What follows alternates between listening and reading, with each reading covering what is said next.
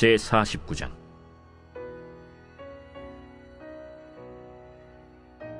야곱이 그 아들들을 불러 이르되, 너희는 모이라.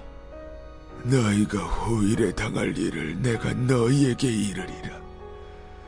너희는 모여 들으라. 야곱의 아들들아, 너희 아버지 이스라엘에게 들을지어다. 루벤아, 너는 내 장자요 내 능력이요 내 기력의 시작이라. 위풍이 월등하고 권능이 탁월하다마는 물이 끓음 같았은즉 너는 탁월하지 못하리니, 내가 아버지의 침상에 올라 더럽혔음이로다. 그가 내 침상에 올랐었도다. 시므온과 레위는 형제여, 그들의 칼은 폭력의 도구로다. 네호나, 그들의 모의에 상관하지 말지어다. 내 영광아, 그들의 집회에 참여하지 말지어다. 그들의 분노대로 사람을 죽이고 그들의 혈기대로 소의 발목 힘줄을 끊었음이로다. 그 노여움이 혹독하니 저주를 받을 것이요, 분기가 맹렬하니 저주를 받을 것이라. 내가 그들을 야곱 중에서 나누며 이스라엘 중에서 흩으리로다. 유다야, 너는 내 형제의 찬송이 될지라. 내 손이 내 원수의 목을 잡을 것이요, 내 아버지의 아들들이 내 앞에 절하리로다. 유다는 사자 새끼로다. 내 아들아, 너는 움킨 것을 찢고 올라갔도다. 그가 엎드리고 웅크림이 수사자 같고 암사자 같으니 누가 그를 범할 수 있으리야. 규가 유대를 떠나지 아니하며 통치자의 지팡이가 그 발 사이에서 떠나지 아니하기를 실로가 오시기까지 이르리니 그에게 모든 백성이 복종하리로다. 그의 나귀를 포도나무에 매며 그의 암나귀 새끼를 아름다운 포도나무에 맬 것이며, 또 그 옷을 포도주에 빨며 그의 복장을 포도즙에 빨리로다. 그의 눈은 포도주로 인하여 붉겠고 그의 일은 우유로 말미암아 희리로다. 스불론은 해변에 거주하리니 그곳은 뱀에는 해변이라. 그의 경계가 시돈까지리로다. 이사갈은 양의 우리 사이에 꿇어 앉은 건장한 나귀로다. 그는 쉴 곳을 보고 좋게 여기며 토지를 보고 아름답게 여기고 어깨를 내려 짐을 메고 앞제 아래에서 섬기리로다. 다는 이스라엘의 한 지파같이 그의 백성을 심판하리로다. 다는 길섭의 뱀이요 샛길의 독사로다. 말굽을 물어서 그 탄자를 뒤로 떨어지게 하리로다. 여호와야, 나는 주의 구원을 기다리나이다. 갓은 군대의 추격을 받으나 도리어 그 뒤를 추격하리로다. 아셀에게서 나는 먹을 것은 기름진 것이라. 그가 왕의 수라상을 차리리로다. 납달리는 노인 암사슴이라. 아름다운 소리를 바라는도다. 요셉은 무성한 가지, 곧 샘 곁에 무성한 가지라. 그 가지가 담을 넘었도다.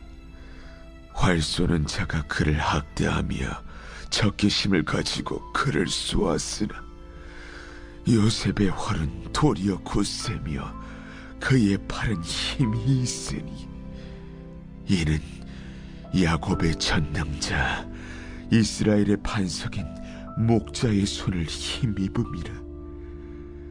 내 아버지의 하나님께로 말미암나니 그가 너를 도우실 것이요 전능자로 말미암나니 그가 내게 복을 주실 것이라. 위로 하늘의 복과 아래로 깊은 샘의 복과 젖먹이는 복과 태의 복이리로다. 내 아버지의 축복이 내 선조의 축복보다 나아서 영원한 산이 한없음같이 이 축복이 요셉의 머리로 돌아오며 그 형제 중 뛰어난 자의 정수리로 돌아오리로다. 베냐민은 물어뜯는 일이라. 아침에는 빼앗은 것을 먹고 저녁에는 움킨 것을 나누리로다. 이들은 이스라엘의 12지파라. 이와 같이 그들의 아버지가 그들에게 말하고 그들에게 축복하였으니 곧 그들 각 사람의 분량대로 축복하였더라. 그가 그들에게 명하여 이르되 내가 내 조상들에게로 돌아가리니 나를 햇사람 에브론의 밭에 있는 굴에 우리 선조와 함께 장사하라. 이 굴은 가나안 땅 마므레 앞 막벨라 밭에 있는 것이라. 아브라함이 햇사람 에브론에게서 밭과 함께 사서 그의 매장지를 삼았으므로 아브라함과 그의 아내 사라가 거기 장사되었고 이삭과 그의 아내 리브가도 거기 장사되었으며 나도 레아를 그곳에 장사하였노라. 이 밭과 거기 있는 굴은 햇사람에게서 산 것이니라.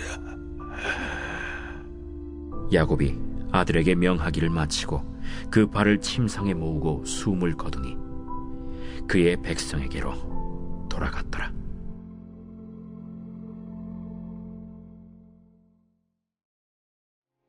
제50장. 요셉이 그의 아버지 얼굴에 굽으려 울며 입맞추고 그 수종드는 의원에게 명하여 아버지의 몸을 향으로 처리하게 하매 의원이 이스라엘에게 그대로 하되 40일이 걸렸으니 향으로 처리하는 데는 이 날수가 걸림이며 애굽 사람들은 70일 동안 그를 위하여 곡하였더라. 곡하는 기한이 지나매 요셉이 바로의 궁에 말하여 이르되 내가 너희에게 은혜를 입었으면 원하건대 바로의 귀에 아뢰기를 우리 아버지가 나로 맹세하게 하여 이르되 내가 죽거든 가나안 땅에 내가 파놓은 묘실에 나를 장사하라 하였나니 나로 올라가서 아버지를 장사하게 하소서. 내가 다시 오리이다 하라. 바로가 이르되 그가 내게 시킨 맹세대로 올라가서 내 아버지를 장사하라. 요셉이 자기 아버지를 장사하러 올라가니 바로의 모든 신하와 바로 궁의 원로들과 애굽 땅의 모든 원로와 요셉의 온 집과 그의 형제들과 그의 아버지의 집이 그와 함께 올라가고 그들의 어린 아이들과 양떼와 소떼만 고센 땅에 남겼으며 병거와 기병이 요셉을 따라 올라가니 그때가 심히 컸더라. 그들이 요단강 건너편 아닷 타작마당에 이르러 거기서 크게 울고 애통하며 요셉이 아버지를 위하여 7일 동안 애곡하였더니 그 땅 거민 가나안 백성들이 아닷 마당의 애통을 보고 이르되 이는 애굽 사람의 큰 애통이라 하였으므로 그 땅 이름을 아벨 미스라임이라 하였으니 곧 요단강 건너편이더라. 야곱의 아들들이 아버지가 그들에게 명령한 대로 그를 위해 따라 행하여 그를 가나안 땅으로 메어다가 마므레 앞 막벨라 밭 굴에 장사하였으니 이는 아브라함이 헷 족속 에브론에게 밭과 함께 사서 매장지를 삼은 곳이더라. 요셉이 아버지를 장사한 후에 자기 형제와 호상꾼과 함께 애굽으로 돌아왔더라. 요셉의 형제들이 그들의 아버지가 죽었음을 보고 말하되, 요셉이 혹시 우리를 미워하여 우리가 그에게 행한 모든 악을 다 갚지나 아니할까? 하고 요셉에게 말을 전하여 이르되, 당신의 아버지가 돌아가시기 전에 명령하여 이르시기를 너희는 이같이 요셉에게 이르라. 내 형들이 내게 악을 행하였을지라도 이제 바라건대 그들의 허물과 죄를 용서하라 하셨나니 당신 아버지의 하나님의 종들인 우리 죄를 이제 용서하소서. 요셉이 그들이 그에게 하는 말을 들을 때에 울었더라. 그의 형들이 또 친히 와서 요셉의 앞에 엎드려 이르되, 우리는 당신의 종들이니이다. 두려워하지 마소서. 내가 하나님을 대신하리이까. 당신들은 나를 해하려 하였으나 하나님은 그것을 선으로 바꾸사 오늘과 같이 많은 백성의 생명을 구원하게 하시려 하셨나니 당신들은 두려워하지 마소서. 내가 당신들과 당신들의 자녀를 기르리이다. 하고 그들을 간곡한 말로 위로하였더라. 요셉이 그의 아버지의 가족과 함께 애굽에 거주하여 110세를 살며 에브라임의 자손 3대를 보았으며 므낫세의 아들 마길의 아들들도 요셉의 스라에서 양육되었더라. 요셉이 그의 형제들에게 이르되, 나는 죽을 것이나 하나님이 당신들을 돌보시고 당신들을 이 땅에서 인도하여 내사 아브람과 이삭과 야곱에게 맹세하신 땅에 이르게 하시리라. 요셉이 또 이스라엘 자손에게 맹세시켜 이르기를, 하나님이 반드시 당신들을 돌보시리니 당신들은 여기서 내 해골을 메고 올라가겠다 하라. 요셉이 110세의 죽음에 그들이 그의 몸에 향재료를 넣고 애굽에서 입건하였더라.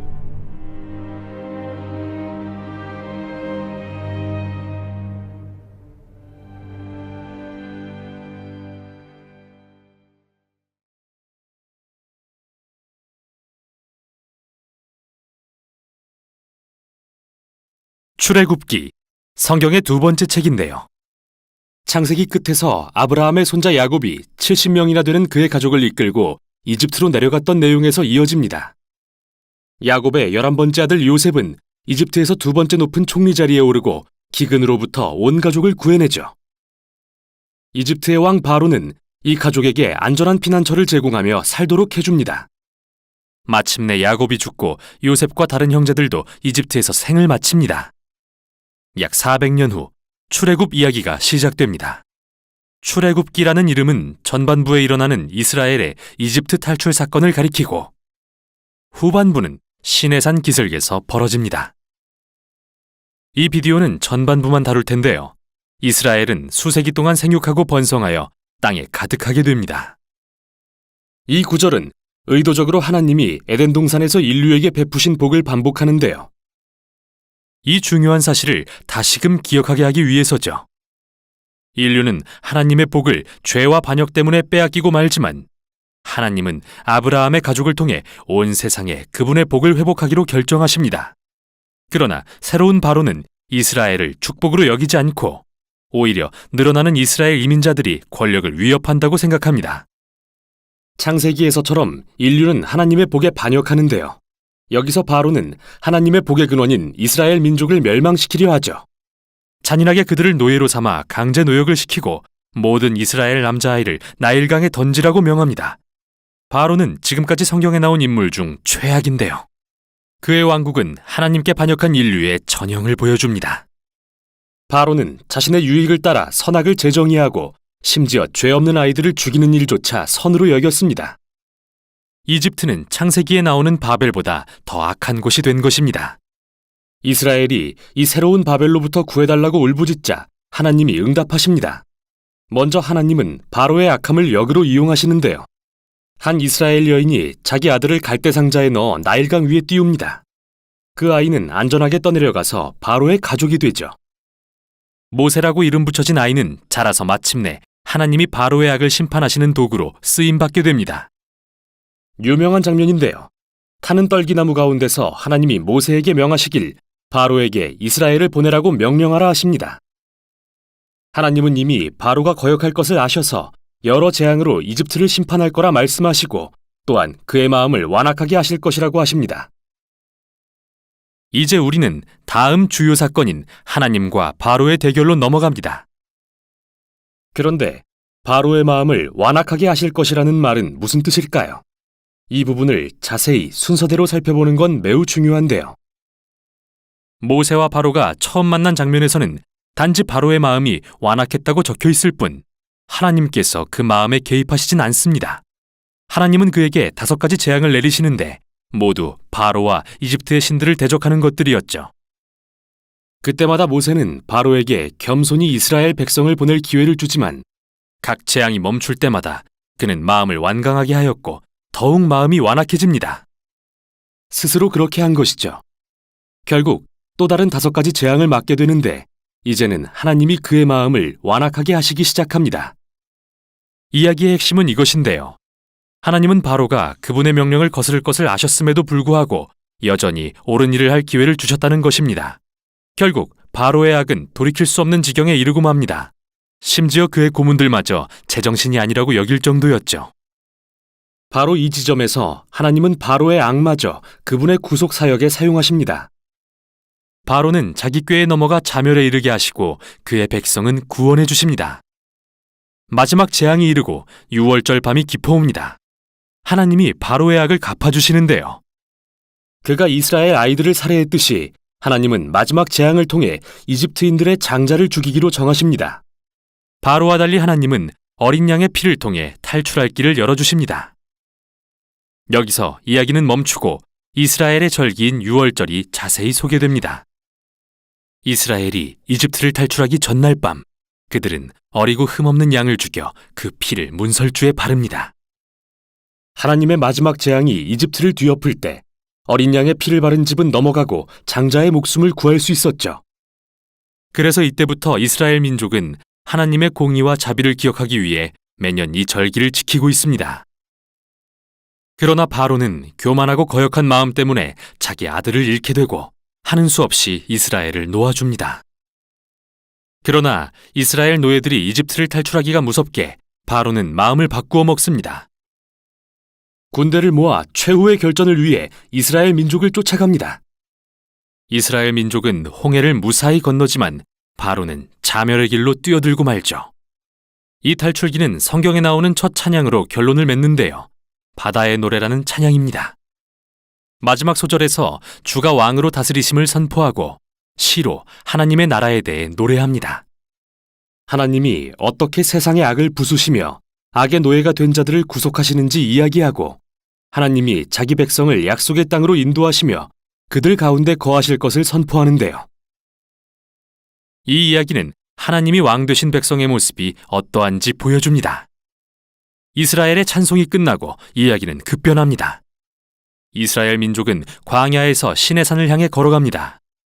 배가 고프고 목이 마른 그들은 모세와 심지어 구해주신 하나님까지 원망하기 시작합니다. 이집트에서의 삶이 좋았다며 그리워합니다. 믿기지 않죠. 인자하신 하나님은 광야에서 음식과 물을 공급해 주십니다. 하지만 이 이야기들은 어두운 그림자를 드리웁니다. 정말 이스라엘의 마음이 바로의 마음처럼 완악해지기라도 한 것일까요? 더 지켜보기로 하죠. 여기까지가 출애굽기의 전반부였습니다.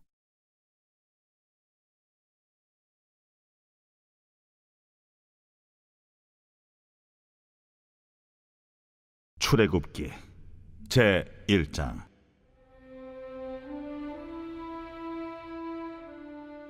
야곱과 함께 각각 자기 가족을 데리고 애굽에 이른 이스라엘 아들들의 이름은 이러하니 루벤과 시므온과 레위와 유다와 이사갈과 스불론과 베냐민과 단과 납달리와 갓과 아셀이요. 야곱의 허리에서 나온 사람이 모두 70이요 요셉은 애굽에 있었더라. 요셉과 그의 모든 형제와 그 시대의 사람은 다 죽었고 이스라엘 자손은 생육하고 불어나 번성하고 매우 강하여 온 땅에 가득하게 되었더라. 요셉을 알지 못하는 새 왕이 일어나 애굽을 다스리더니 그가 그 백성에게 이르되 이 백성이 이스라엘 자손이 우리보다 많고 강하도다. 자, 우리가 그들에게 대하여 지혜롭게 하자. 두렵건대 그들이 더 많게 되면 전쟁이 일어날 때 우리 대적과 합하여 우리와 싸우고 이 땅에서 나갈까 하노라. 감독들을 그들 위에 세우고 그들에게 무거운 짐을 지워 괴롭게 하여 그들에게 바로를 위하여 국고성 비돔과 라암셋을 건축하게 하니라. 그러나 학대를 받을수록 더욱 번성하여 퍼져나가니 애굽 사람이 이스라엘 자손으로 말미암아 근심하여 이스라엘 자손에게 일을 엄하게 시켜 어려운 노동으로 그들의 생활을 괴롭게 하니 곧 흙 이기기와 벽돌 굽기와 농사의 여러 가지 일이라. 그 시키는 일이 모두 엄하였더라.